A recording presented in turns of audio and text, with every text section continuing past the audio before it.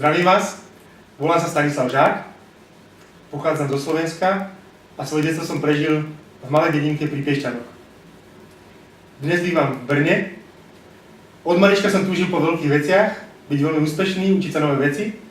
Na vojne som sa naučil anglicky ako samouk a dostal som sa do jednotiek OSN.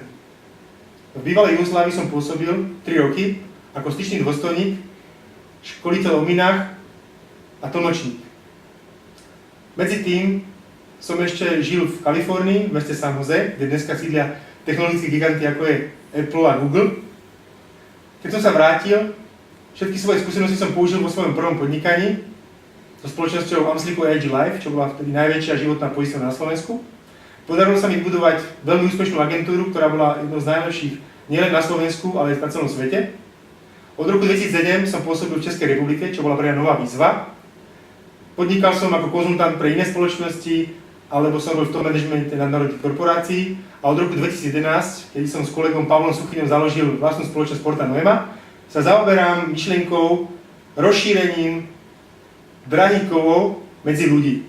Myšlienkou zlata a striebra, ktoré pokladám ako jedinú pravú menu, pravé peniaze, ktoré vydržali všetky krízy, všetky ekonomické turbulencie, zásahy štátov a strátu hodnotu peniazy. Môj otec, ktorý bude mať už 82 rokov, za svoj život zažil 9 typov papierových mien a hádajte, ktorá z nich udržala hodnotu. Žiadna. Preto mi dáva zmysel aj našim klientom investovať peniaze do drahých kovov. Ak vás zaujímajú ďalšie informácie, na našich stránkach www.portanoema.cz alebo www.portanoema.cz sa dozviete ďalšie informácie, či už o nás, alebo príležitosti, ktorú ponúkame. Verím tomu, že vás nesklameme a získate fantastický nadhľad o úplne nových veciach. Ďakujem.